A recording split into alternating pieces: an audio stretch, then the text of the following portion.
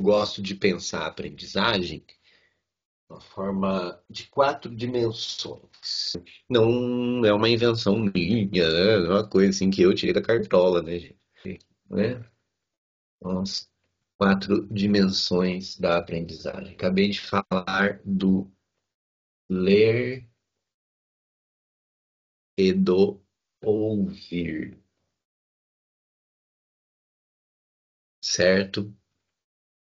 Você lê o material, você lê livros, lê apostilas, enfim, leitura, ela é importante, certo? A pessoa que tem aí limitações de visão, é importante buscar o conhecimento em livros gravados ou audiobooks, né? É parte indispensável da aprendizagem também, tá bom? A gente assistir vídeos, assistir aulas é indispensável, sim, sem sombra de dúvida. Mas é uma dimensão da aprendizagem insubstituível, tá? Insubstituível. A leitura, ela participa, inclusive, da construção de certas estruturas cognitivas. A leitura organiza o pensamento e o torna mais complexo, sofisticado, robusto. Então, é preciso ler também. A aula pode ser a melhor aula do mundo. Ela precisa do complemento leitura.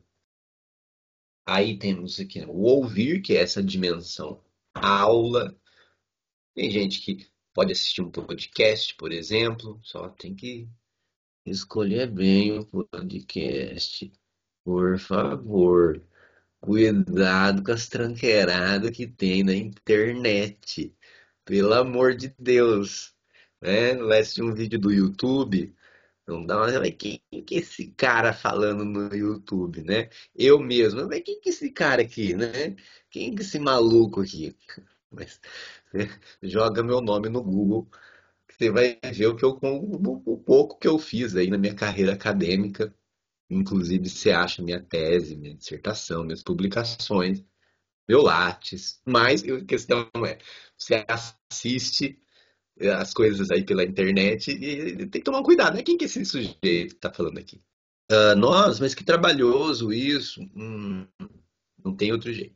Não, construção de conhecimento tem um lado trabalhoso. E um dos aspectos trabalhosos aí é justamente filtrar as informações. Dá trabalho um pouquinho, mas é necessário.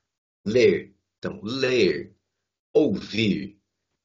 Podemos colocar aqui com uma dimensão mais passiva do que ativa. Não existe uma dimensão totalmente ativa nem totalmente passiva da aprendizagem. Mas aqui é mais passiva do que ativa. Você ouve uma aula sem um mínimo de atividade, né, de um interesse, de um inquietar-se, dialogar com aquilo que você está ouvindo, mesmo que em silêncio, mesmo no seu diálogo interno, que fala o Mikhail Bakhtin, você vai só passar por aquele momento e não vai apreender, não vai pegar nada. Então tem que ter um mínimo ali, né? Tem gente que anota, eu sempre fui o cara do anotar, para ficar ali atento, anota, tem gente que desenha na beira do caderno, não tem problema. Anota, desenha, faz caricatura do professor, não tem problema. Mas é importante ali estar atento, né?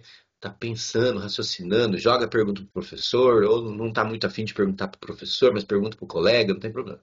Aí nós temos uma dimensão mais ativa do que passiva, tá?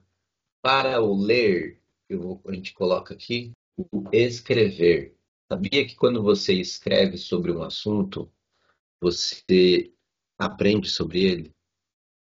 Você aprofunda o seu aprendizado a respeito dele. Então, quando escrevemos sobre algo, a gente está aprofundando, ampliando o nosso aprendizado sobre aquele tema, sobre aquele assunto. Estamos dando uma organização também, maior formalidade. Se temos maior formalidade, então com regras, uma organização que segue diretrizes, e isso é importante também para a organização do pensamento, para a estruturação cognitiva, para a construção de estruturas cognitivas, a gente precisa disso também, do escrever. E honestamente, e embasada em pesquisas que já falam isso, tanto o escrever à mão quanto o digitar. Não pode só digitar. E aí o falar, quando a gente consegue, como consegue? A gente se esforça por falar a respeito daquilo que a gente está aprendendo, é também aprendizagem. Também amplia a aprendizagem. Quando você sai de uma aula empolgado, conversando com o colega sobre a aula, sabia que isso é aprendizagem? Num momento informal, não é só nos momentos formais que a gente aprende. A aprendizagem se dá em contextos informais, em estruturas informais também. Quando, enfim, você está dividindo ali, comentando sobre como você está conseguindo resolver um trabalho proposto pela professora, pelo professor, é aprendizagem também. Esses 4 momentos, ler, ouvir, escrever e falar, são 4 momentos indispensáveis da aprendizagem. Não pode ficar em apenas uma das dimensões. Tá? Aqui no ouvir, se ouvir é meio que assistir, né? Hoje aqui na nossa realidade. Uma dimensão que eu apenas recebo. É a que tem predominado vídeos com YouTube. Não estou menosprezando essa forma de aprendizagem, mas a gente tem que se atentar para não ficar apenas nisso, certo? Tanto enquanto aprendentes, tanto quanto alunos, quanto como ensinadores, como educadores. A gente tem que se atentar a isso. Existe esse diálogo mesmo, então não tá tudo no material e não tá tudo na aula falada. São momentos complementares. É com esse diálogo que se enriquece a aprendizagem.